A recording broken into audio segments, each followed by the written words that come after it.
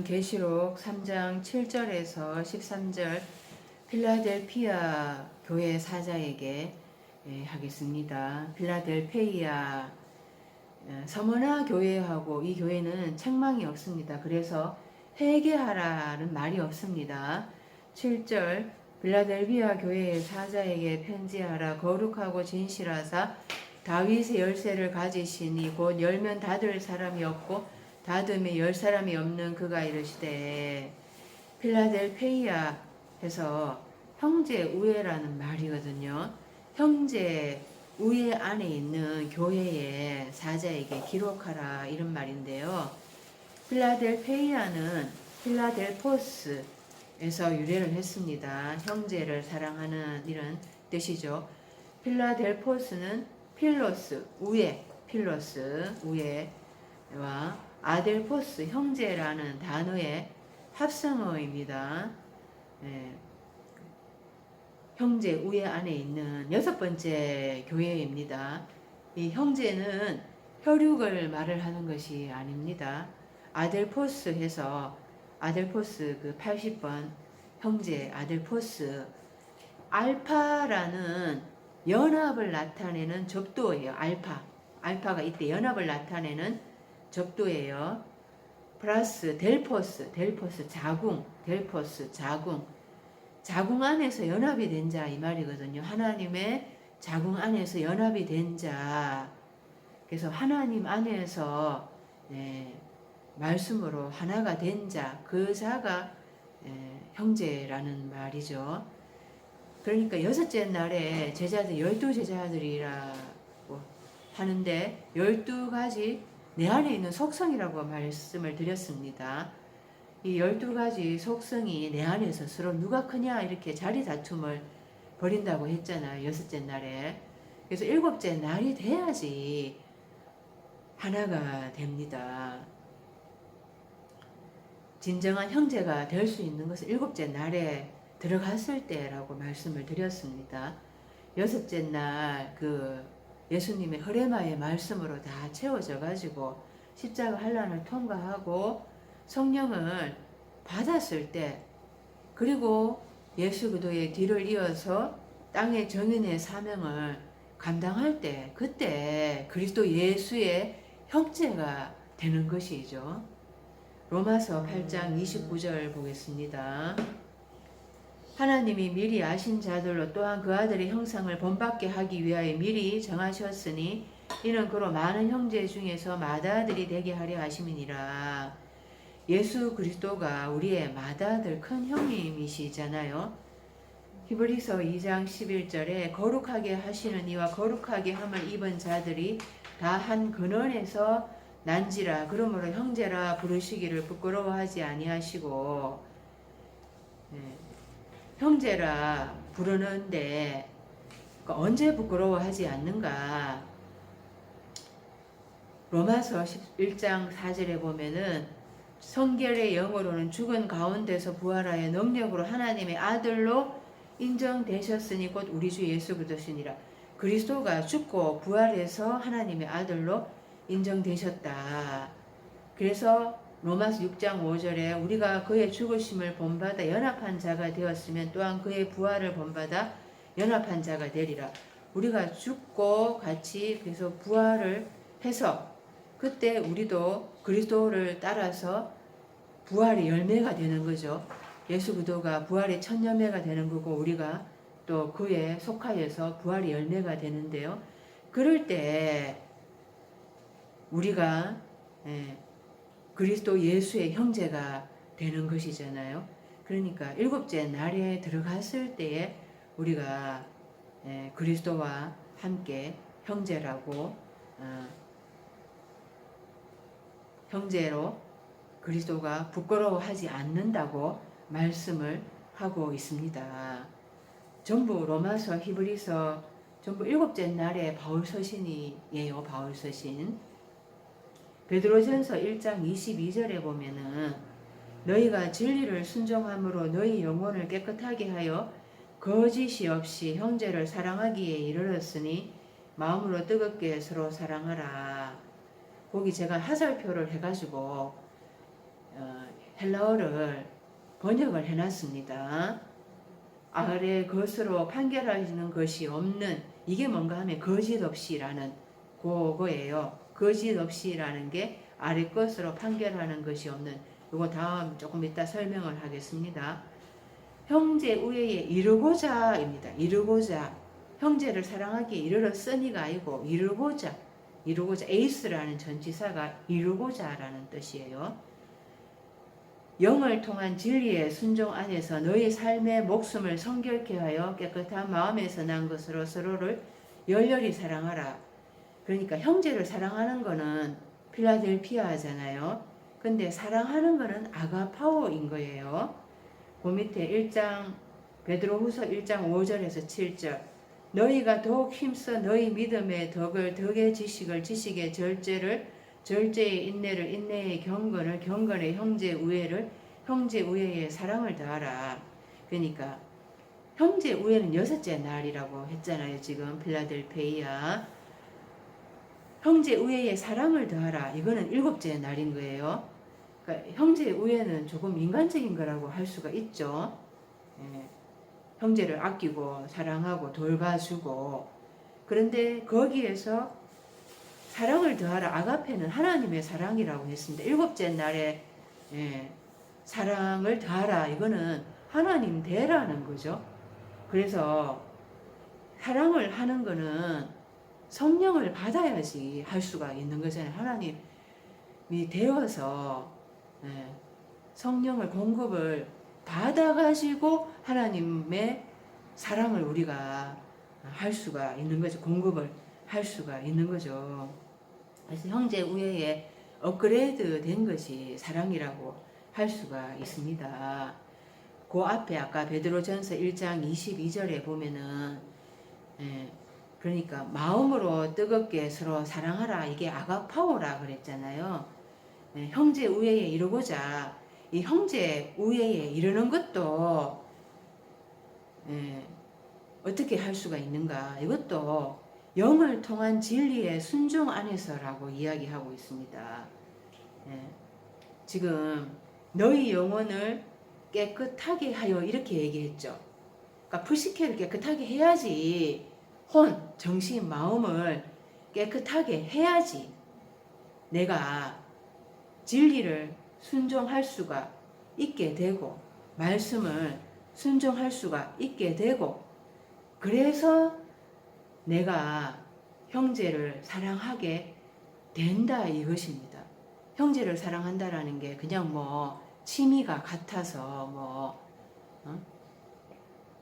어떤 이해관계가 있어서 그렇게 사랑하는 게 아니라 이게 말씀 안에서 진리의 순종 안에서 같은 아버지, 같은 하나님, 자궁 안에서 연합된 자라 그랬잖아요. 그러니까 하나님의 흐레마의 말씀으로 내가 순종을 해야지 그때 형제 사랑이 거짓이 없는 사랑이 되는 거고, 제가 이 거짓이 없이를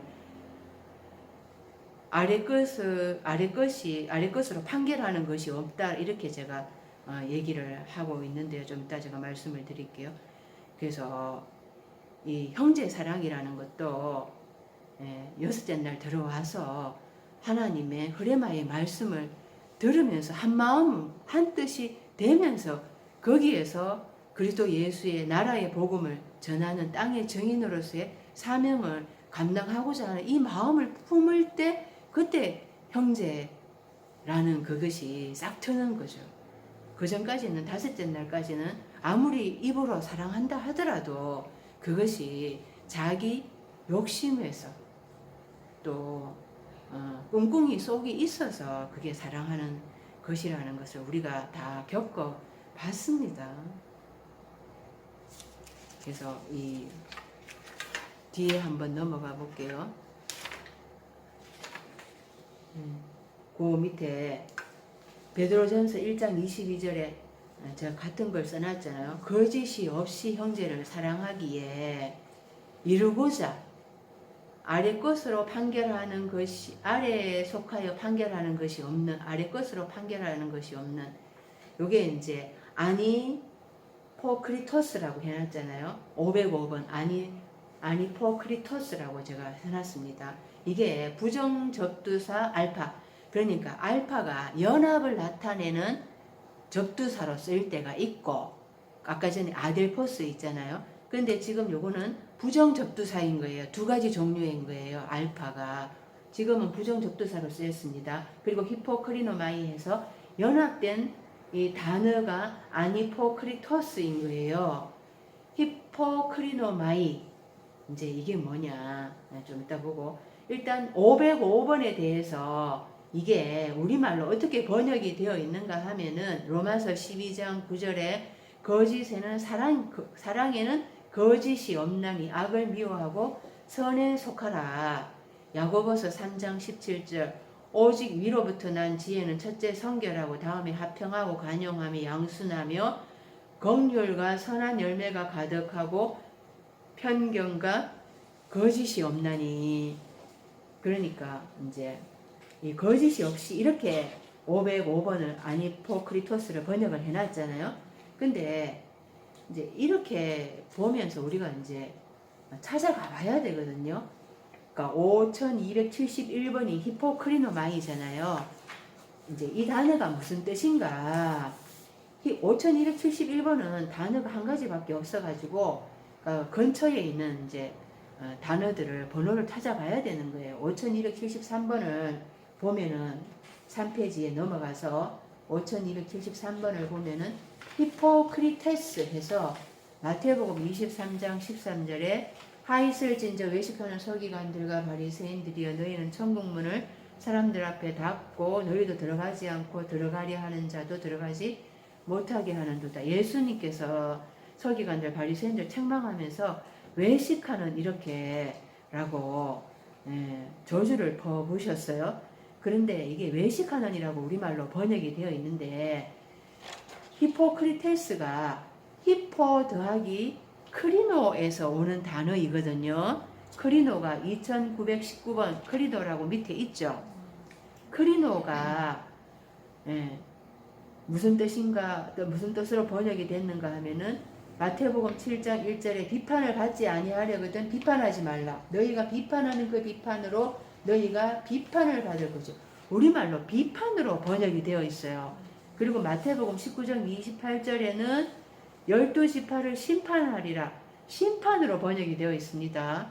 요한복음 3장 18절에도 그를 믿는 자는 심판을 받지 아니하는 것이요. 심판으로 번역이 되어 있어요. 그러니까 크리노가 비판하다, 심판하다 이렇게 번역이 되어 있는데 마태복음 7장 1절을 볼게요. 비판을 받지 아니하려거든 비판하지 말라. 비판 안 할 수 있습니까?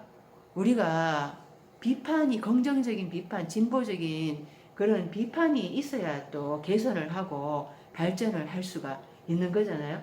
이게 비판하지 말라 이렇게 번역을 해놓으니까 그냥 교회에서는 입국 다물고 아무 말도 안 하는 게 그게 참 무책임한 거거든요. 보면은 전부 다 내가 책임을 안 지려고 해보면은. 그래서 배가 있잖아요. 산으로 가도 나는 듣기 싫은 말 내가 안 듣는다 이러면서 나는 아무 말도 안 하고 전부 꼭 입구를 꾹 다물고 있는 거야. 비판하지 말라가 아닙니다. 이게 판결하다 이런 뜻이에요. 판결하다. 판결하지 말라 이거예요. 판결을 받지 아니하려거든 판결하지 말라 이건 거예요. 그러니까 재판석에서 형을 집행을 하잖아요. 그러니까 판결을 내리잖아요. 그러면은 그 죄에 대해서 선고를 해요. 그죠? 그러니까 판결을 내리죠. 그러면은 그게 이제 심판이 되는 건데, 그러니까 내가 하나님의 자리에 앉아가지고 다른 사람에 대해서 구체적인 죄를 들이대면서 거기에 대해서 내가 형 집행을 하지 마라 이건 거예요. 판결하지 말라. 그런 뜻인 것입니다. 그래서 심판하다라는 그 말은 조금 맞을 수가 있겠죠. 판결하다, 심판하다. 그러니까 내가 하나님 자리에 앉아서 판결하지 말고 심판하지 말라 이런 뜻인 것입니다. 그러니까 그 위에 보면은 히포크리테스가 이게 히포하는 전치사는 아래에 이런 뜻이에요. 아래에 속하여 이런 뜻이거든요. 크리테스가 크리노에서 온다 그랬잖아요. 그러니까 아래에 속하여서 판결하다 이런 뜻인 거예요. 히포크리테스가 아래에 속하여서 판결하다 이런 뜻인 것입니다. 그러면 다시 앞으로 와가지고 베드로전서 1장 22절에 거짓이 없이 아니포크리토스 이게 부정접두사 알파가 붙었고 히포크리노마이잖아요. 히포크리노마이가 뭐라 그랬습니까? 아래에 속하여서 판결하다. 아래에 속하여서 판결하는 것이 없는 이런 뜻인 거예요. 그러니까 형제 사랑이라는 게 내가 이해관계가 없이 하나님의 흐레마의 말씀으로 오직 하나님의 나라의 복음에 정인된 사명을 감당하고자 하는 그 한마음 한뜻으로 자궁 안에서 연합이 된 자가 형제라고 했잖아요. 그러니까 거짓이 없이 형제를 사랑한다. 이게 막연한 거예요. 그러니까 원어대로 해가지고 아래에 속하여 판결하는 것이 없이 아래 것이 뭡니까? 아래 것. 그게 땅에 속한 거라 이 말이죠. 육신에 속한 거라 이 말인 것입니다. 이 세상에 육신에 속한 것이 그런 것이 그래서 그렇게 해서 판결하는 것이 없어야지 형제를 사랑할 수가 있게 되겠죠. 하나님의 마음으로. 그게 진정한 형제 우애가 되는 것입니다. 그러니까 여섯째 날에 지금 빌라델페이아 교회잖아요. 이 교회를 칭찬하시고 계시죠. 형제 우애 안에 있는 교회다. 그런데 실상은 여섯째 날에 예수님이 예언자로 오셔가 말씀을 전하실 때 제자들 서로 누가 크냐 예수님 십자가에 돌아가시기 전까지도 자의적 영의적 자리에 앉게 해달라. 그 세상 욕망으로 가득 차 있었다 이 말인 것입니다.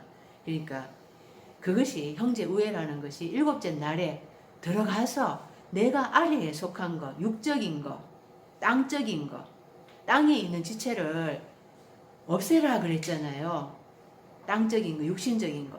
이런 것들이 내가 다 나의 육계에 속한 것들이 무너졌을 때에 형제 우애가 내게서 이루어질 수가 있는 거죠. 그게 또 하나님의 사랑인 거죠. 하나님의 마음인 거죠. 그래서 하나님이 이렇게 빌라델페이아 교회를 칭찬하시고 있는데 그렇게 이제 봐주시는 거죠. 봐주시는 거죠. 근데 우리가 말씀을 쭉 전체적으로 볼 때 실제 제자들이 형제 우애에 들어간 것은 일곱째 날 사도가 되었을 때인 것입니다.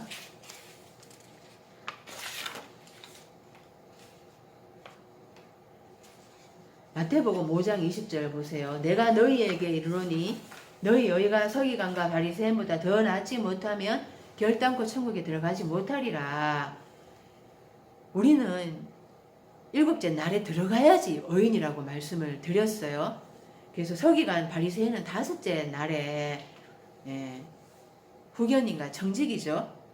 그래서 일곱째 날에 들어가야지 의인이 되는 거고 내가 그때 아래 것에 속하여서 판결하는 것이 없게 되는 거예요. 의가 하나님의 그런 의잖아요. 하나님이 되는 것이죠. 그래서 내 의가 서기관 바리새인들보다 나아야지 그 아래 것에 속해서 판결하는 것이 없어야지 그때 내가 하늘 삶의 나라에 들어갈 수가 있게 된다라는 것입니다. 그래서 내가 그 땅적인 거, 육신적인 거 이런 것들 아래 것에 속하여서 판결하는 것이 없어져야 된다는 내 안에서 그런 육적인 것들이 다 죽어야 된다 이 말인 것입니다. 엄난, 부정, 사욕, 악한 정욕, 탐심 이런 것들이 내 안에서 육적인 것들이 다 무너져야 한다라는 거예요. 그게 이제 형제 우애가 되는 거죠. 어떤 사심이 없이 하나님의 마음으로 사랑이 되는 거고요. 그 다음에 진실하사 이렇게 했잖아요. 진실하사, 거룩하고 진실하사. 근데 이 진실하사 이게 이제 알레띠노스 해서 이게 진리의 이런 말입니다. 알레띠노스, 알레테이아 하면은 진리. 요 알레띠노스 해서 쌍디귿으로 봐야 돼요. 알레테이아, 알레띠오 해서 쌍디귿으로 보고 진리를 말하다. 요한복음 15장 26절에 내가 아버지께로부터 너희에게 보낼 보혜사 곧 아버지께로부터 나오시는 진리의 성령이 오실 때에 그가 나를 정언하실 것이요. 보혜사 성령이 진리의 영이라고 얘기하잖아요. 그러니까 무조건 진실하사 이렇게 얘기를 하면은 진실하고 진리하고는 또 차이점이 있는 것입니다. 거룩하고 진실하사 다윗의 열쇠를 가지시니 곧 열면 닫을 사람이 없고 닫으면 열 사람이 없는 그가 이러시되 이것은 이사야서 22장 22절에서 인용을 한 말씀입니다. 다윗의 열쇠를 가졌다 이렇게 말씀을 하고 있는데요. 클레이스 해서 이게 자물쇠입니다. 자물쇠. 클레이오 하면은 닫다, 잠그다 이런 뜻이에요. 우리가 여는 게 목적이라면은 굳이 열쇠 그냥 만들 필요 없어요. 잠가 놓는 게 목적인 것입니다. 그죠? 잠가 놔가지고 단속을 하는 거잖아요. 내가 우리 집도 자물쇠를 잠가 놓는 이유가 집을 단속을 하는 거잖아요. 그래서 잠그는 게 목적이죠. 그래서 자물쇠가 열기도 하고 잠그기도 하는 것입니다. 마태복음 16장 18절에 또 내가 네게 이르노니 너는 베드로라 내가 이 반석 위에 내 교회를 세우리니 엄부의 교회 권세가 이기지 못하리라. 내가 천국 열쇠를 네게 주리니 네가 땅에서 무엇이든지 매면 하늘에서도 매일 것이요 네가 땅에서 무엇이든지 풀면 하늘에서도 풀리리라 하시고 또 화살표해서 번역을 해놨습니다. 그 19절에 보면은 그리고 내가 하늘 삶의 나라에 자물쇠 삶을 너에게 줄 것이다. 이렇게 번역을 할 수가 있습니다. 천국 열쇠를 네게 주리니 했는데 우리는 뭐 천국 열쇠를 받아야 된다고 생각을 해요. 근데 하나님이 닫아 놓으면 열쇠 안만 있어도 무슨 소용이 있겠습니까? 그러니까 막 천국 열쇠를 주시옵소서. 그래서 물리적인 열쇠가 아니고 베드로가 교회가 돼야 된다 이 말이에요. 천국이 돼야 된다 이 말이에요. 성전이 돼야 된다 이 말이에요. 그러니까 그렇게 되면은 그 천국이 자연스럽게 그에게 다 열리는 거잖아요. 하나님이 베드로에게 너는 반석 위에 내 교회를 세우리니 이 반석에 접하여 내 교회를 세울 것이며 베드로가 교회가 되면은 그 하늘 나라가 비밀로 되어 있던 잠겨져 있던 그 하늘 나라가 그에게 다 열릴 거잖아요. 그래서 천국 열쇠를 네게 주리니 천국의 그 자물쇠를 너에게 줄 건데 그러니까 비밀이 다 열려진다라는 것입니다. 베드로에게 천국이 되면 하늘 삶의 나라가 되면은 그에게 모르는 것이 없게 된다라는 거죠. 그 비밀, 그 지성소의 비밀이 그에게 다 열려진다라는 건데요. 이게 아까 제가 잠그는 데 목적이 있다 그랬어요. 잠그기도 하고 열기도 하고. 그래서 내가 잠글 수 있어야 돼요. 잠글 수 있어야 돼요. 계시록 1장 18절에 곧 살아있는 자라 내가 전에 죽었었노라 볼지어다 이제 사세토록 살아있어 사망과 엄부의 열쇠를 가졌노니 그러니까 죽고 부활한 자 이게 인자잖아요. 내가 살아있는 자라 죽었는데 부활해서 지금 인자가 되어서 사망과 엄부의 열쇠를 자물쇠를 가졌노니 이게 계시록 20장 3절을 보세요. 무저갱에 던져놓은 잠그고, 그러니까 사탄을 잡아서 결박해서 무저갱에 잡아 넣어서 잠그고, 그러니까 내 안에 사탄이 있는데 그 사탄을 언제 잡아서 결박해서 무저갱에 잠가 놓을 수가 있는가? 그것은 내가 십자가에서 죽었을 때 3일 밤낮으로 무덤에 장사 지낸 바 되었을 때 예수님과 함께 그때 빛과 어둠이 뚜렷해진다 그랬잖아요. 빛이 3일 동안 강화되고 어둠이 3일 동안 강화되고 빛이 뚜렷해지고 어둠이 뚜렷해지고 사탄이 내 안에 사탄이 분명하게 그때 구분이 되는 거예요. 그러니까 이제 그때 그것을 이제 결박할 수가 있는 권세가 생기는 거죠. 부활하면서 그때 결박을 해서 이제 내가 그것을 내 안에 저 깊은 곳에서 결박해서 그때 그리스도와 함께 천년 동안 말씀으로 왕노릇할 수 있는 그런 이제 권세가 생기는 거죠. 사탄을 내가 결박을 해야지 내가 말씀으로 통치할 수 있는 권세가 내게서 철장 권세가 나가는 것입니다. 이때 내가 잠글 수 있는 능력이 생기는 거예요. 그전까지는 영적으로 어둠캄캄한데 내가 빛인지 어둠인지 구별이 안 되는데 어떻게 사단을 결박해서 내 안에 저 안에 무저갱에 잠글 수가 있겠습니까? 그러니까 이 자물쇠를 받는다 하는 게 내가 그런 이제 사탄을 결박해서 내가 잠궈 놓을 수 있게 된다라는 거예요.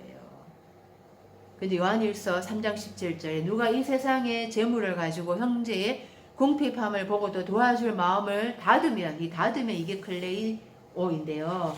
클레이오, 잠그다, 닫다. 이 세상의 재물을 가지고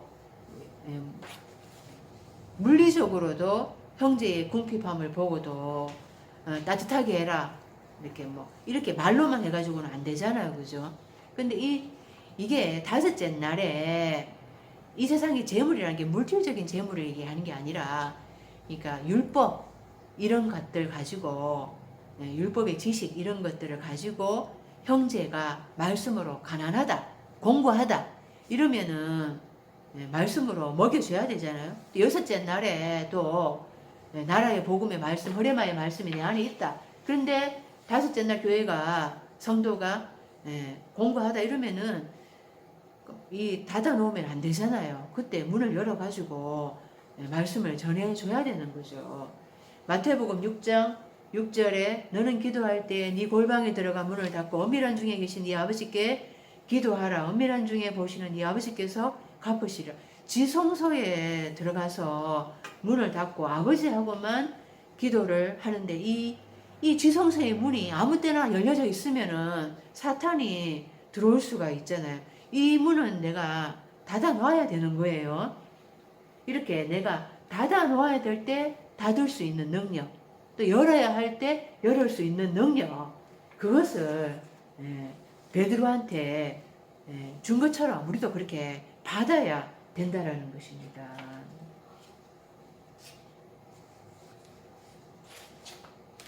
계시록 9장 1절에서 12절 다는 안 적었는데요. 다섯째 천사가 나팔을 불매 내가 보니 하늘에서 땅에 떨어진 별 하나가 있는데 그가 무저갱의 열쇠를 받았더라.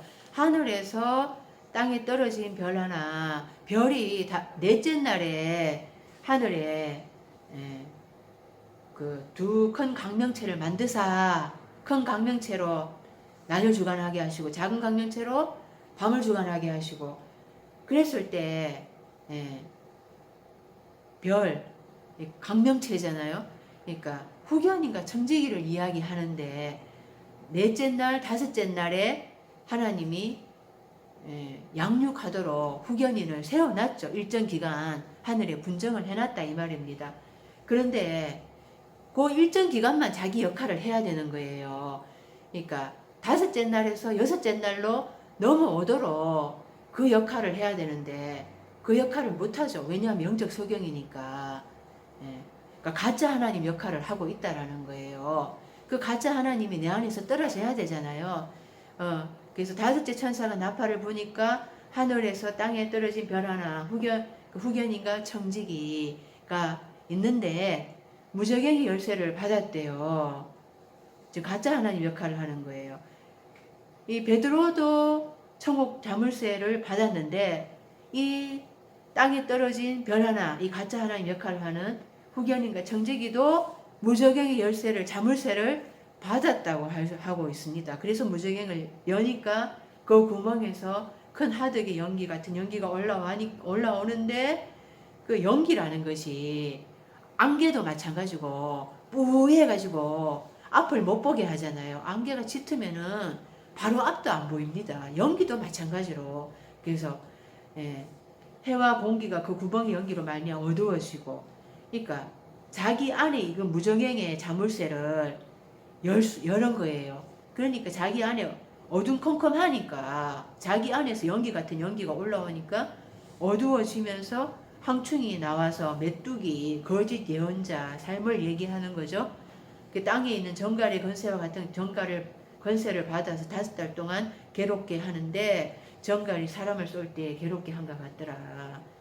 네. 그래서 이 5째 날에 이 황충도 자기 안에 무저갱의 이 열쇠를 하나님이 주셨다고 하네요.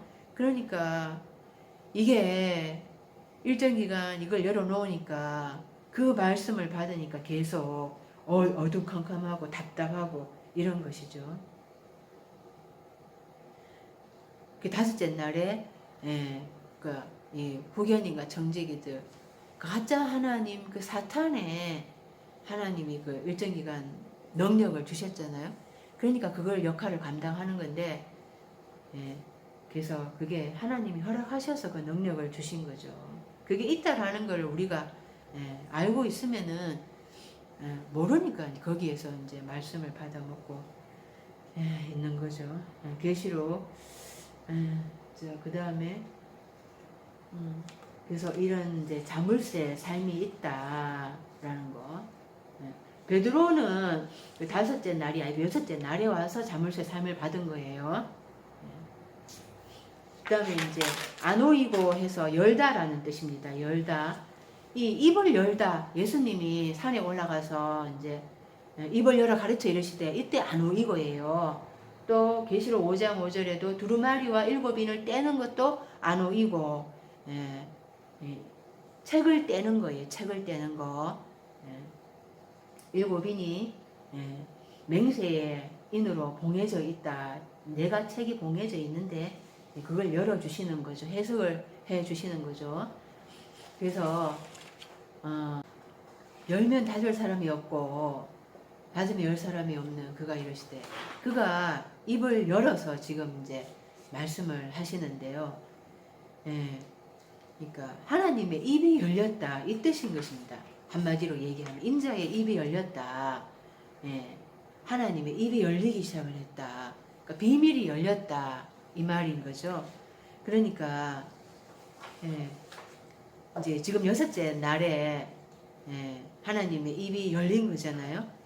그래서 이 6째 날에 비밀이 열리기 시작을 해서 이 말씀을 6째 날에 내가 이틀치 양식을 받아 먹어서 내가 하나님의 사랑을 이때 듬뿍 체험해야 된다라는 것입니다. 그 6째 날에 하나님의 말씀으로 인자의 입이 열리기 시작을 했을 때 내가 하나님의 말씀으로 비밀이 다 열려지고 하나님의 사랑을 듬뿍 내가 체험을 해야 한다라는 거예요. 6째 날에. 그렇지 않으면은 비밀이 안 열려지고 깨닫지 못하고 6째 날에 내가 말씀으로 듬뿍 사랑을 내가 체험을 하지 못하면은 6째 날을 통과해 가지를 못합니다. 그러니까 6째 날 통과해 갈 수 있는 힘이 되는 거예요. 하나님의 비밀이 열리고 사랑을 듬뿍 체험을 하는 게. 그렇지 않으면은 6째 날 통과해 못 가면서 5째 날 다시 돌아가지도 못합니다. 어정쩡하게 회색지대에 있게 되거든요. 그러니까 이때 내가 사랑을 듬뿍 체험해가지고 이제 인내의 그 말씀 앞에 내가 머무르면서 내가 내공을 길러서 여섯째 날 통과해 가야 되는 거죠. 그렇지 않으면은 사랑을 듬뿍 체험하지 못하면은 예, 다섯째 날 가지도 못하고 여섯째 날 그냥 통과해 가지도 못하고 그냥 변두리에서 그냥 예, 탄식만 하고 바깥에서 이를 갈며 슬피 울며 그런 삶이 되는 거거든요. 8절 보겠습니다. 볼지어다 내가 네 앞에 열린 문을 두었으되 능히 닫을 사람이 없으리라. 내가 네 행위를 아노니 내가 작은 능력을 가지고서도 내 말을 지키면 내 이름을 배반하지 아니하였도다. 열린 문을 두었대요. 닫을 사람이 없대요. 네 행위를 아노니 행위라는 것이 에르곤이라고 했거든요. 나의 말을 믿는 것이 가장 큰 일이다. 내가 무엇을 하여야 하리까 이랬을 때 나를 믿는 것이 가장 큰 일이다라고 말씀을 했잖아요. 그때 에르곤인데요. 갈라디아서 3장 2절에 너희가 성령을 받은 것이 율법의 행위로냐 혹은 듣고 믿음으로냐. 갈라디아 교회가 다시 율법으로 돌아가려고 하거든요. 바울이 예수의 복음을 전했는데 다시 거짓 예언자들의 말을 듣고 율법으로 돌아가려고 하니까 그게 아니다. 오직 그리스도 예수의 믿음으로 말미암아 구원 얻을 수 있다. 그 얘기하는 거고요. 근데 이 여섯째 날에 이제 내가 네 행위를 안다 이렇게 얘기를 하잖아요. 우리가 마태복음 5장 16절에 너희 착한 행실을 보고 하늘에 계신 너희 아버지께 영광을 돌리게 하라. 또 야고보서 2장 20절에 행함이 없는 믿음이 헛것인 줄 알고자 하느냐. 그러니까 야고보서를 지푸라기 복음이다 이렇게 얘기를 하는데 그게 아니라 당연히 믿음이 있고 난 다음에 예수와 하나 된 그 믿음 하에서 행함은 당연히 뒤따라와줘야 하는 것입니다. 그래서 야고보서가 행함이 있는 믿음을 강조한다 그래가지고 바울의 이신득이만 그것만 막 개신교가 부르짖잖아요. 그게 아니라는 거죠. 예수 하나 된 믿음 하에서 당연히 행함이 따라와야 된다라는 거고 행함이 없는 믿음은 죽은 믿음이라는 거예요. 디라 이 문인데요. 계시록 4장 1절에 사도 요한이 이 일 후에 내가 보니 하늘에 열린 문이 있는데 지금 열린 문이 이게 수동입니다. 수동. 열려진 문이 있는데 내가 들은 바 처음엔 내게 말하던 그 나팔 소리 같은 그 음성이 이르되 그러니까 주의 날에 사도 요한이 큰 나팔 소리 같은 그 음성을 듣잖아요. 그 음성과 같은 그 음성을 듣는데 이후에 마땅히 일어날 일들을 내가 네게 보이리라 하시더라.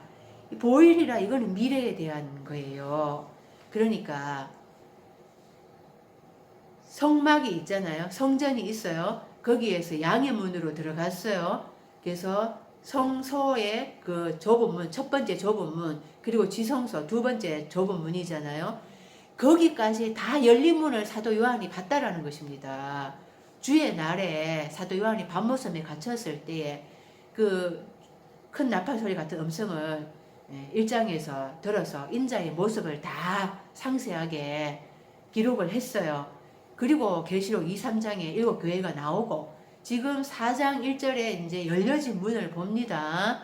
그러니까 사도 요한에게 지성소의 문이 열려졌다라는 거죠. 지성소의 문이 열려졌다라는 건데요. 이 사도 요한이 사도들이 이제 복음을 전하다가 다 순교했어요. 마지막까지 살아남아가지고 혼자 밤모섬에 갇혀 있었어요. 거기에서 이제 사도 요한이 자기한테 일어난 일을 계시를 지금 기록을 한 거잖아요. 그래서 이 사도 요한이 이 자기한테 열려진 문이라는 게 뭔가 하면은 사도 요한은 양의 문, 그리고 첫 번째 성소의 좁은 문, 두 번째 지성소의 좁은 문, 그거를 통과한 사람이라는 것입니다. 통과한 사람이기 때문에 그에게 지성소의 문이 열려진 거예요. 그리고 이제 하나님이 또 비밀한 것들을 보여주겠다 이렇게 말씀을 하시잖아요. 인, 나팔, 대접 이런 것에 대해서 이제 계속 해석을 해 주시잖아요. 그래서 사도 요한은 여섯째 날에 예수님에게서 나라의 복음을, 허레마의 말씀을 들었죠. 그리고 예수님과 함께 여섯째 날을 같이 통과해 온 사람인 것입니다. 예수님과 함께 십자가에서 죽고 이제 부활하고 성령을 이제 받으면서 그에게 문이 열려졌다라는 거예요. 누가복음 13장 24절에 좁은 문으로 들어가기를 힘쓰라. 내가 너희에게 너희에게 이르노니 들어가기를 구하여도 못하는 자가 많으니라. 그래서 예수님이 이 쥐성소의 문으로 들어가기를 힘쓰라. 그렇게 말씀을 하셨죠. 그래서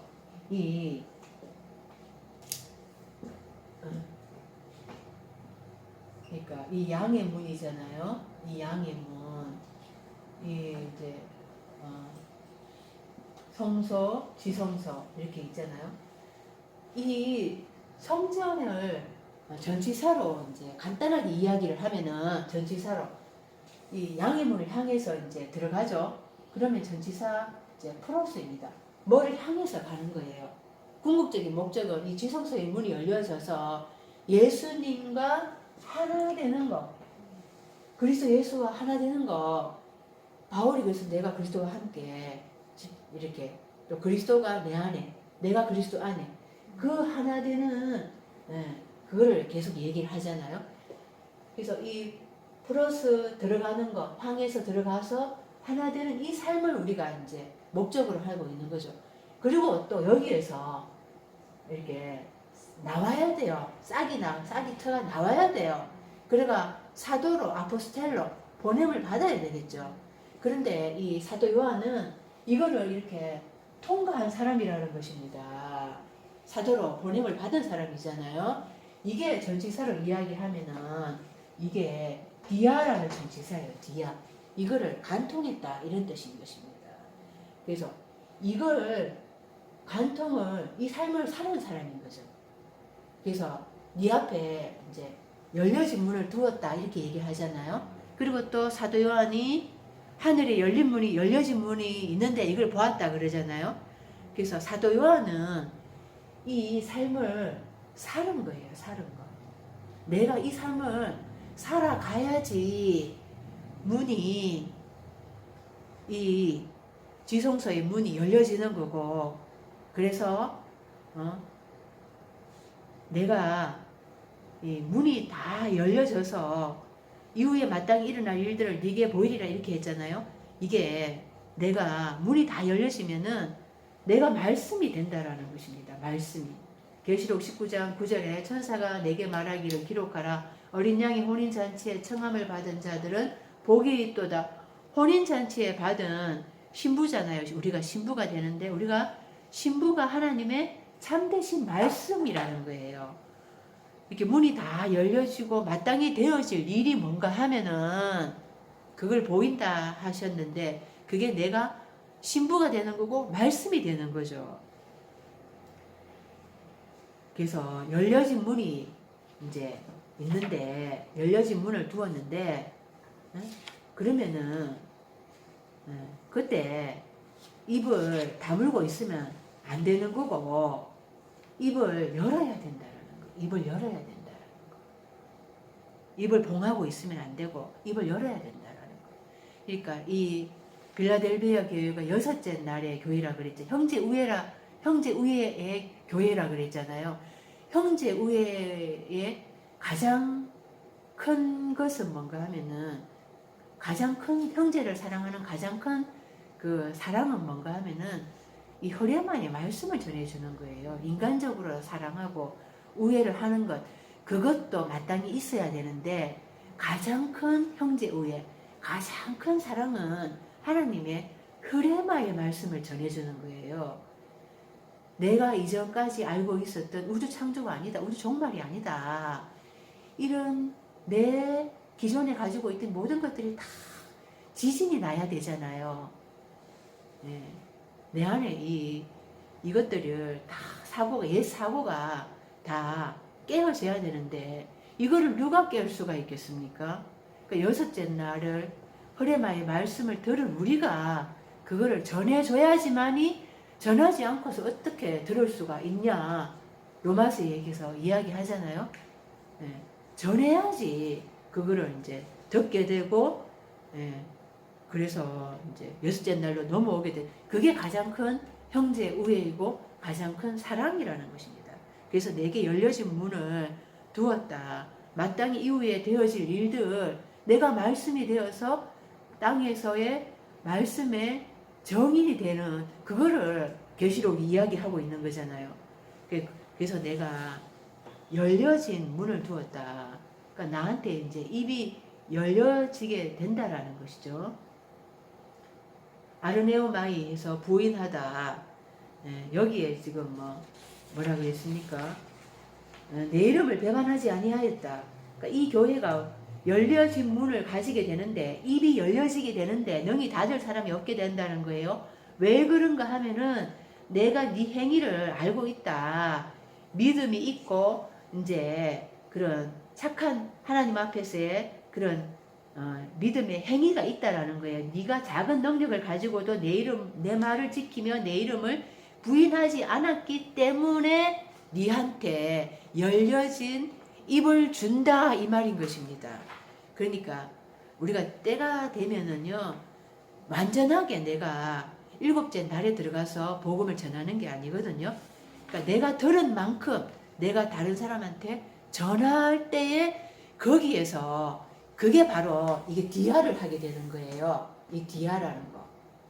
내가 들은 만큼 전하고 내가 여섯째 날의 삶을 예수님처럼 그렇게 살아갈 때 비밀이 조금씩 열려지는 것입니다. 내가 공부만 한다고 해서 열려지는 게 아니거든요.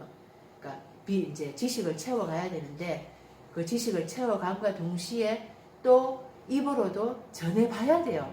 그래서 내가 그거를 해봐야지 그 하나님의 마음이 어떤가, 예수님의 마음이 어떤가, 예수님이 오셔가지고 유대인들하고 사상 논쟁을 하면서 유대인들한테 배척당하고 이런 것들을 내가 이게 예수님의 마음이겠구나. 그러면서 이제 하나님이 나한테 비밀한 것들을 계속해서 열어주신다라는 것입니다. 비밀이 한꺼번에 열려지는 게 아니고 내가 공부만 한다고 되는 게 아니라는 거예요. 적은 능력을 가지고도 네가 내 말을 지키고 내 이름을 배반하지 아니했다 그러잖아요. 아르네오마이, 이게 부인하다 이 뜻입니다. 부인하다. 그러니까 누구든지 사람 앞에서 나를 부인하면 나도 하늘에 계신 내 아버지 앞에서 그를 부인하리라. 마태복음 26장 70절에 베드로가 부인했다 그러잖아요. 왜냐하면 일곱째 날에 아직 못 들어갔거든요. 예수님과 하나가 되지 못한 상태이기 때문에 당연히 예수님과 같은 말을 할 수가 없습니다. 그때 제가 동의하다, 호몰로게요, 같은 말을 하는 거라고 말씀을 드렸어요. 같은 말을 할 수가 없는 거죠. 그래서 부인하는 것입니다. 이게 부인하다, 배반하는 게 아니라 여섯째 날에 배반하고 이런, 우리가 교회 다니면서 배반하다, 배반할 일이 배반하는 게 아니라 같은 말을 안 하는 거예요. 같은 말, 예수님과 같은 말 안 하잖아요. 입으로는 믿습니다, 예수님 사랑합니다 하지만은 정작 어떤 사건이 터졌을 때에는 예수님과 같은 말 안 하잖아요. 그게 부인하는 거죠. 그런 사건들을 묵상을 해보면 나한테 그런 일들이 비일비재하죠. 그래서 적은 능력 가지었기 때문에 이제 이렇게 칭찬을 해 주십니다. 요한복음 10장 3절에서 5절, 문지기는 그를 위하여서 문을 열고, 문지기는 그를 위하여서 문을 열고 양의 문을 여는데 양은 그의 음성을 듣나니, 그러니까 입에 말씀의 문을 연다 이 뜻인 거죠. 양은 그의 음성을 듣고 따라갑니다. 골로새서 4장 2절에서 4절, 이는 그들로 마음의 위안을 받고 사랑 안에서 연합하여 확실한 이해의 모든 풍성함과 하나님의 비밀인 그리스도를 깨닫게 하려 함이니 그 안에는 지혜와 지식의 모든 보화가 감추어져 있느니라. 그러니까 그리스도가 비밀의 문인 거예요. 나에게서 비밀의 문이 열려져야 되고, 그러니까 비밀의 문이 열려져서 이제 내가 또 입을 열어야지 또 다른 사람에게 그리스도가 또 열려지는 거죠. 9절 보라 사탄의 해당 곧 자칭 유대인이라 하나 그렇지 아니하고 거짓말하는 자들 중에서 몇철 내게 주어 그들로 와서 네 발 앞에 절하게 하고 내가 너를 사랑하는 줄을 알게 하리라. 사탄에 해당할 때 해당이 시나고게입니다. 사탄은 사타나스라고 했죠. 히브리어에서는 사탄이라 그러고 헬라어에서 이제 사타나스라고 이렇게 읽습니다. 사탄이 무슨 뜻인가? 시편 38편 20절 나를 대적하나이다. 대적하는 이런 뜻이라고 했습니다. 시편 71편 13절에 내용을 대적하는 자들이 그러니까 대적하다 이런 뜻이라고 얘기를 했어요. 스가랴 3장 1절에도 사탄은 그의 오른쪽에 서서 그를 대적하는 것을 대적하다 이런 뜻이라고 했습니다. 유대인이라는 것이 헬라어로 이우다이오스 이게 예후다 히브리어로 예후다 했는데 이게 실존의 출현을 소망하는 이런 뜻이라고 했습니다. 실존의 출현을 소망하는 그래서 메시아를 기다리고 있는 그 사람이 유대인이다. 그가 진정한 유대인이다. 그래서 유다 지파로부터 다윗의 후손으로 오시는 이 실존의 출현을 소망하는 이에게서부터 다윗이라는 게 끓는 가슴 이런 뜻이거든요. 끓는 가슴으로 세우는 이가 그리스도 예수인 거예요. 그러니까 내 안에서 실존의 출현을 소망하는 게 있어야 되고 내 안에 끓는 가슴이 있어야지 내 안에서 그리스도 예수가 탄생하게 된다 이 뜻인 거죠. 표면적 유대인을 유대인이라 하지 않고 이면적 유대인이 유대인이라고 로마서 28장에서 29절에 말씀하고 있습니다. 거짓말하다. 거짓말하다. 지금 그 사탄에 해당 자칭 유대인이라고는 하나 이들이 유대인이 아니라 거짓말하는 자들이다. 사탄이 거짓말하는 자들이잖아요. 몇철 네게 주어서 그들로 와서 네 발 앞에 절하게 하고 내가 너를 사랑하는 줄 알게 하리라. 이게 거짓말하다라는 게 푸시도마이인데요. 요한일서 1장 6절에 만일 우리가 하나님과 사귐이 있다 하고 어둠에 행하면 거짓말을 하고 진리를 행하지 아니하거니와 어둠에 있기 때문에 거짓말을 하게 되는 것입니다. 거짓말이라는 게 비진리를 얘기하는 거죠. 어둠이기 때문에 비밀이 열려지지 않기 때문에 거짓말, 그 비진리를 얘기할 수밖에 없는 거예요. 그게 바로 사탄 다섯째 날에 속한 자들 속에서 그들을 네 발 앞에 와서 절하게 한대요.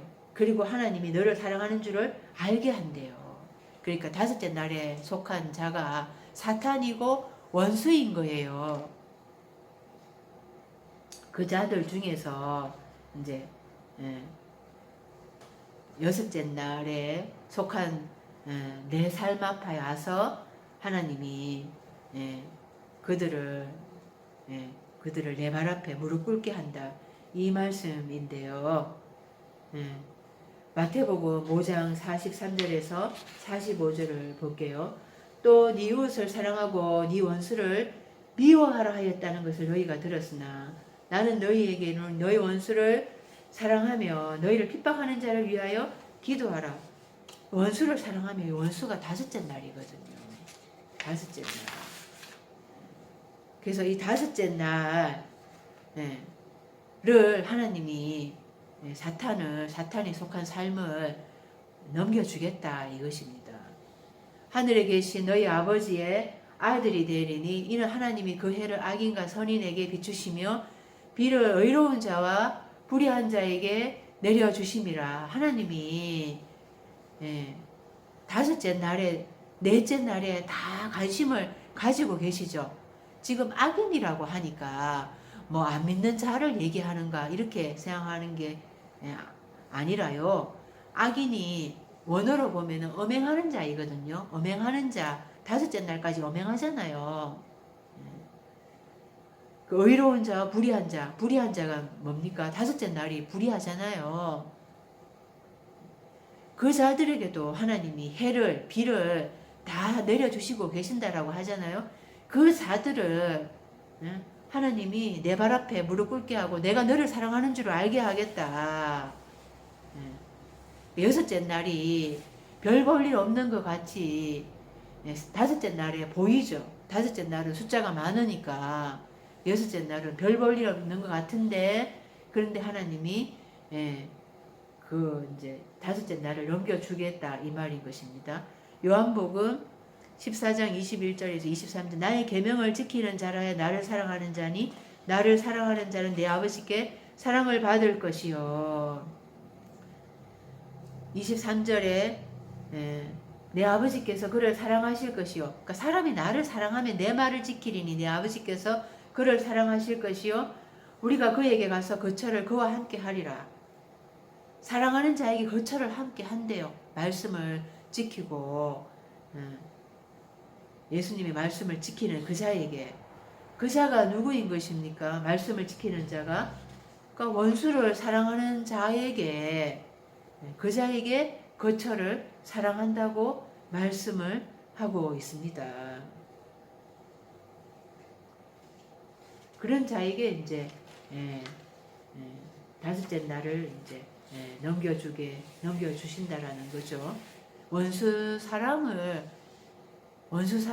하나님 사랑, 이웃 사랑이니까 원수 사랑인 거예요. 원수 사랑. 다섯째 날 사랑하는 게 이웃 사랑인 것입니다. 다섯째 날 사랑하는 거. 10절에 네가 나의 인내의 말씀을 지켰은즉 내가 또한 너를 지켜 시험의 때를 면하게 하리니 이는 장차 온 세상에 임하여 땅에 거하는 자들을 시험할 때라.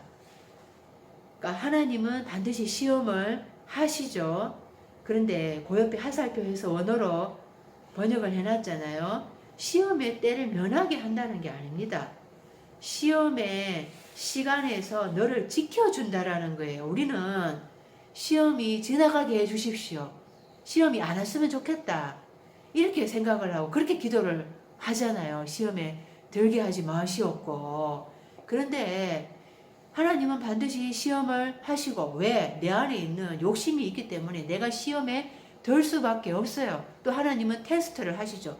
테스트를 하시는 목적은 우리를 시험에서 합격하게 하셔서 통과시키려고 하시는 게 목적인 거예요. 시험을 치르는 이유는 통과시켜서 합격하게 하시려고, 통과시키려고. 그래서 반드시 시험을 치르고, 그런데 거기에서 시험의 시간에서 지켜주신다라는 것이 하나님의 말씀인 것입니다. 면하게 해주는 게 아니라는 것입니다. 예수님도 시험을 치렀잖아요. 시험을 다 거쳐가야 됩니다. 테스트의 시험이 있는 거예요. 템테이션은 유혹에 빠지는 거, 미혹에 빠지는 거. 그래서 내가 시험에 들었다 이렇게 얘기하면 안 되고 우리가 시험을 구별하면서 이겨가야 되는 거죠. 하나님의 테스트는 우리가 통과해 가야 되는 거고요. 그래서 이게 장차 온 세상에 임하여 이러니까 이 땅에 거하는 자들을 시험할 때라, 이게 온 세상에 임하여 땅에 거하는 자들을 이렇게 하나님은 단체적으로 막 교회 단체적으로 믿는 신앙인들에 대해서 그렇게 일하지 않으십니다. 이게 나에 대해서 이야기하는 말씀이라는 걸 내가 알아야 되는 거예요. 시험이 페이라죠. 히브리서 11장 17절에 아브라함이 시험 받아서 합격했죠. 또 히브리서 2장 17절에 그가 시험을 받아, 예수님도 시험을 받아서 합격을 했습니다. 도키마조 했습니다. 호라라는 것은 시간이에요. 시간대를 이야기합니다. 마태복음 14장 15절에 저녁때, 또 마태복음 15장 28절에 여자여 네 믿음이 크도다 네 소원대로 되리라. 그때로부터, 그 시간부터 이 말인 거죠. 그래서 장차 온 세상에 임하여 땅에 거하는 자들을 시험할 때라 하니까 장차 언제냐? 이게 성경은 하나님의 설계다라고 얘기했어요. 하나님이 프로그램화 해놨어요. 컴퓨터에 다 프로그램화 해놓은 것처럼 우리 인생을 하나님이 다 설계를 해놓으셨는데, 그러니까 여섯째 날에 들어가서 십자가에 죽고 부활하고 일곱째 날 들어가고 여기 이런 것들이 다 하나님이 의도하는 하나님이 설계해 놓으신 우리 인생의 삶이라는 거예요. 요한복음 18장 32절에 이는 그 멜로라는 게 의도하다 이런 뜻이에요. 장차라고 번역을 했잖아요. 그러니까 언제인가 막연하게 뭐 재림 때인가 뭐 이런 식으로 생각을 하는데 의도하다 이 뜻입니다. 요한복음 18장 32절에 이는 예수께서 자기가 어떠한 죽음으로 죽을 것을 가리켜 하신 말씀을 응하게 하려 하심이라. 어떠한 죽음으로 죽을 것을 이게 화살표해서 번역을 해놨는 게 예수께서 어떠한 죽음으로 죽기를 의도하려 하신 말씀이 채워지게 하려 합니다. 예수님이 서기관들 바리새인들한테 공격받을 거 알면서 안식일에 손 마른 자 고쳐주시고 안식일에 병든 자들 다 고쳐주셨잖아요. 그리고 밀밭 사이로 지나가서 안식일에 행하신 거예요. 그래서 제 바리새인들 서기관들이 안식일에 그거를 범하고 예수님이 자기와 아버지 하나다 이렇게 하니까 그 신성을 모독한다 해서 죽이기로 깨했잖아요. 그걸 다 아시면서도 예수님은 의도된 죽음을 걸어가시는 거예요. 그래서 어떠한 죽음으로 죽기를 의도하려. 그래서 제 바리새인들 서기관들 그렇게 거기에 예수님의 그것에 의도된 죽음에 다 걸려들게 한 거죠. 그들이 못 받게 하도록 예수님은 그렇게 의도된 죽음으로 하나님의 말씀이 채워지게끔 그렇게 그 길을 걸어가신 것입니다. 그러니까 의도하는 그 뜻이고요. 그러니까 온 세상에 임하여 땅에 거하는 자들을 시험하다. 카토이케오 해서 카타하고 오이케오 단어의 합성어인데요. 카타는 아래로 이 뜻이에요. 오이케오는 거주하다 살다. 아래에 거주하다. 아래로 그 아래의 사상에 고착되어서 거주와 뿌리박고 살다 이런 뜻인 거예요. 땅에 접하여서 거주하는 삶, 땅에 접하여서 거하는 삶, 이게 그러니까 육신에 속하는 그런 삶들은 하나님이 시험하신다 이 뜻인 것입니다. 온 세상이라는 게 내가 여섯째 날 들어오기 전에 나의 이 마음이 이게 온 세상이라고 그랬잖아요. 내 안에 마음밭이 그게 온 세상이라고 그랬습니다. 땅에 속한 그 마음밭. 그게 내 마음밭을 이야기해. 내가 육신적으로 살아가면은 하나님이 시험하신다 이것입니다. 가장 큰 시험은 십자가이죠. 그래서 마태복음에 27장 45절에 마태복음 27장 45절 제 육시로부터 온 땅에 어둠이 임하여 구시까지 계속되더니 예수께서 엘리 엘리 라마 사박다니 나의 하나님 나의 하나님 어찌하여서 나를 버리셨나이까. 나를 버리셨나이까가 아닙니다. 그 밑에 46하고 50에서 화살표 번역을 해놨죠. 엘리 엘리 라마 사박다니 이것은 나의 하나님 나의 하나님 무엇 하려고 나를 안에 남겨두셨습니까? 남은 자의 삶인 거예요. 그래서 예수님이 나와 아버지는 하나다 이렇게 다 말씀하셨고 그러신 분이 왜 아버지께 원망하는 투로 나를 버리셨나이까 이렇게 말씀하시겠어요? 무엇 하려고 나를 안에 남겨두셨습니까? 육신적인 삶은 십자가에서 다 죽어야 한다라는 것을 지금 말을 하는 거죠. 땅에 거주하는 삶을 시험한다 하는 게 나의 육신적인 삶은 시험 당해야 되는 거예요.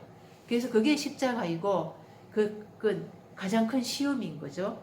거기에서 합격을 해야 되는 겁니다. 57절에 마태복음 27장 50절에 예수께서 다시 크게 소리 지르시고 영혼이 떠나시다 이러니까 고개를 팍 숙여가지고 이제 완전히 돌아가신 것처럼 이렇게 해석을 하잖아요.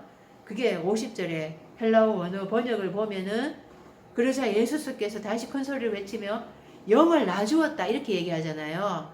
영이라는 게 이때 포뉴마입니다. 포뉴마. 영혼이 떠나시다 하니까 포시케라고 되어 있잖아요. 우리말로는 생각하기를. 이때는 포뉴마예요. 포뉴마를 목적격이에요. 포뉴마를 아피에미 놓아주다 이 말인 거예요. 그러니까 십자가에서 이제 혼이 이제 목숨이 이제 목숨을 다 잃었잖아요. 목숨을 다 잃었잖아요.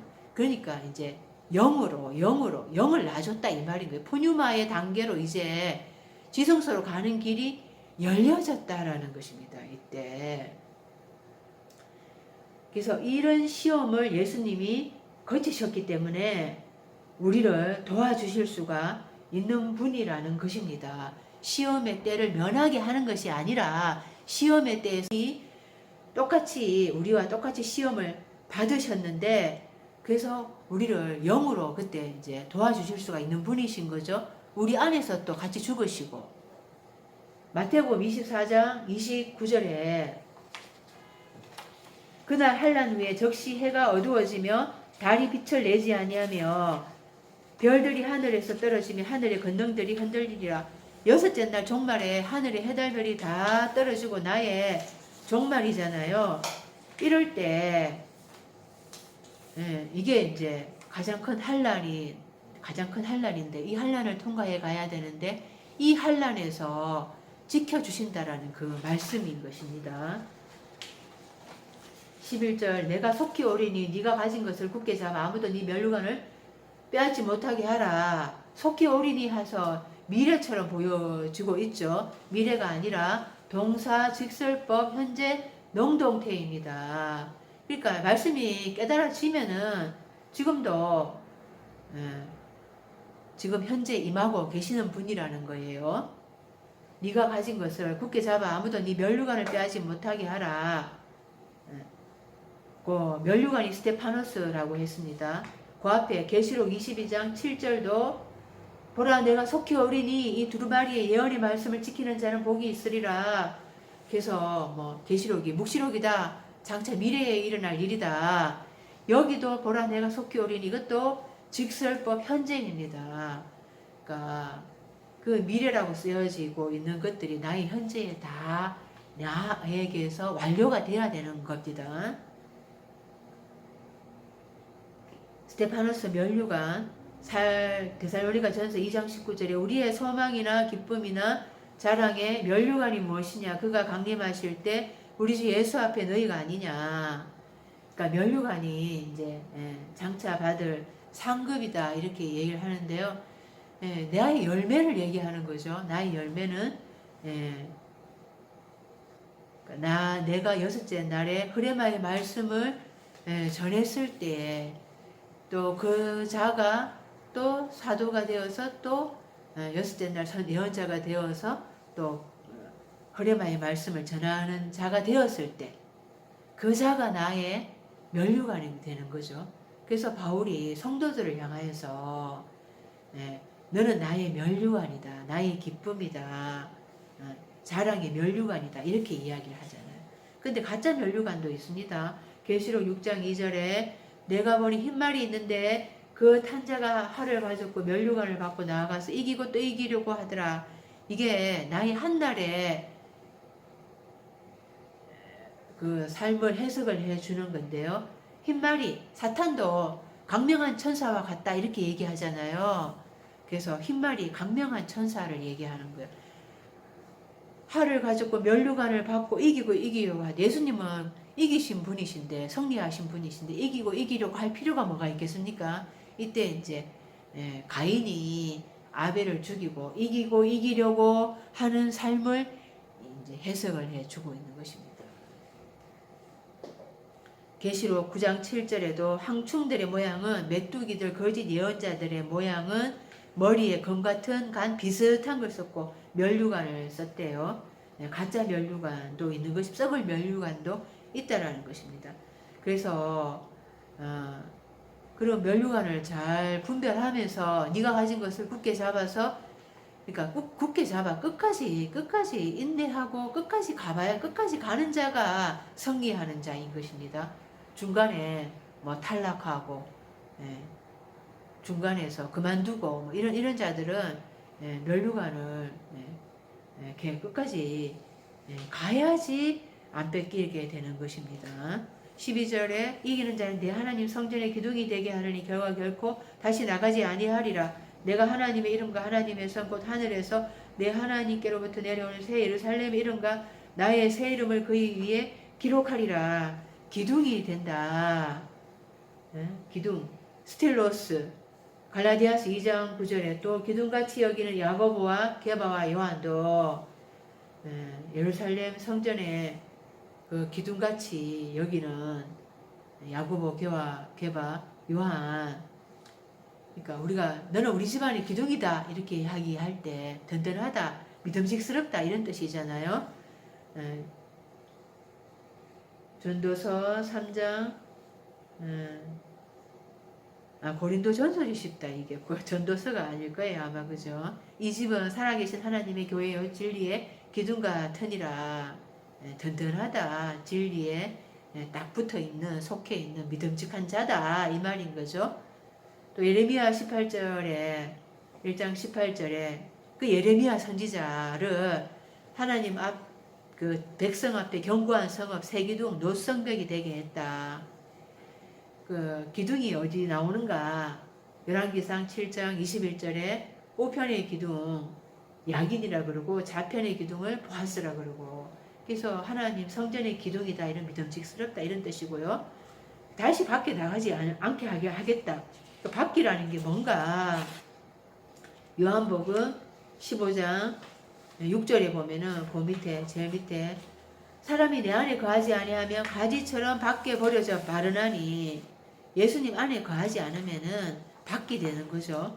그리고 마가복음 14장 11절에 외인이라 그랬습니다. 외인에게는 비유로 하나니, 그러니까 하나님 안에 하나가 되지 못하는 상태, 그리스도 예수 안에 하나가 되지 못하는 상태를 이야기하는 거죠.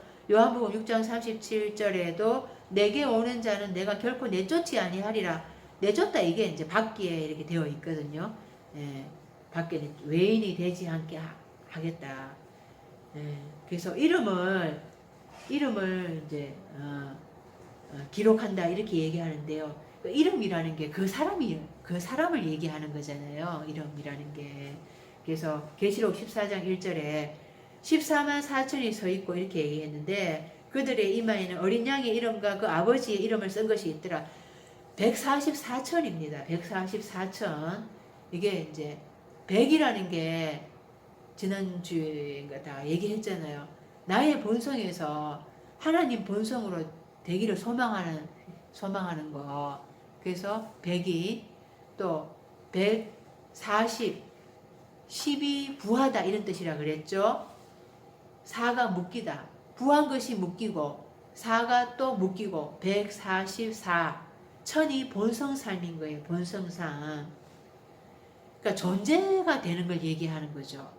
하나님의 자녀의 삶, 하나님의 아들이 되는 것. 그게 144천인 거예요. 하나님의 상속자가 되는 것. 그게 존재인 것입니다. 존재. 뭐 144천 명 이걸 얘기하는 게 아니라 나의 본성에서 하나님 본성 되기를 사모해서 구한 것이 묶인 본성상, 그게 하나님의 아들이 되는 거고 하나님의 자녀가 되는 거고 상속자가 되는 거죠. 그 자들에게는 이마에 뭐가 쓰여 있다고요? 예수 그리스도의 이름과 아버지의 이름이 쓰여 있대요. 그 자들이 하나님이 되는 거죠. 하나님이 되는 거. 그러니까 이런 이름이 있고, 또 계시록 17장 3절에는 그 여자가 붉은빛 짐승을 탔는데 짐승의 몸에 하나님을 모욕하는 이름들이 가득하고, 짐승의 몸에 하나님을 모독하는 이름들이 짐승 인자가 되지 못하면 다 짐승이라 그랬습니다. 그 자들이 그게 짐승이란 이름이에요. 그죠? 짐승. 17장 5절에 그의 이마에 이름이 기록되었으니 비밀이라 큰 바벨론이라 땅의 엄녀들과 가증한 것들의 엄이라 하였더라. 그의 이마에 짐승의 이마에 큰 바벨론이라 땅의 엄녀들과 가증한 것들이 엄이다 이렇게 쓰여 있다라는 거예요. 그래서 17장 8절도 이제 그 땅에 사는 자들로서 창세 이후로 그 이름이 생명책에 기록되지 못한 자들, 이 자들이 짐승이라는 거죠. 계시록 19장 12절에서 15절에 그 이 자들은 이제 하나님의 말씀이라 칭하더라. 그 이름은 하나님의 말씀이라 칭하더라. 그러니까 내가 어떤 이름이 될 것인가 하는 겁니다. 계시록 21장 14절에 성곽에는 12기초석이 있고 그 위에는 어린 양의 12사도의 12이름이 있더라. 이게 예루살렘 성전에 성곽에는 12기초석에 그 위에 12사도의 이름이 있죠. 12문에 12지파의 이름이 있고요. 계시록 22장 4절에 새 예루살렘의 성에 그 보좌로부터 이렇게 물이 흘러 나온다 그랬잖아요. 그의 얼굴을 볼 터이요 그의 이름도 저희 이마 위에 있으리라. 하나님의 얼굴을 보고 하나님의 이름도 이제 저희 이마 144천 이름 그 144천 내 이마에 있다 이 말인 거죠. 그래서 하나님의 성전의 기둥이 되고 하나님의 이름이 거기에 이제 새겨지고 그 이름을 받게 된다. 그러니까 하나님의 아들이 된다, 새 예루살렘 성전이 된다, 신부가 된다 이런 이름을 이제 받게 된다는 거죠. 13절 귀 있는 자는 성령이 교회들에게 하시는 말씀을 들을지어다. 여기까지 하겠습니다.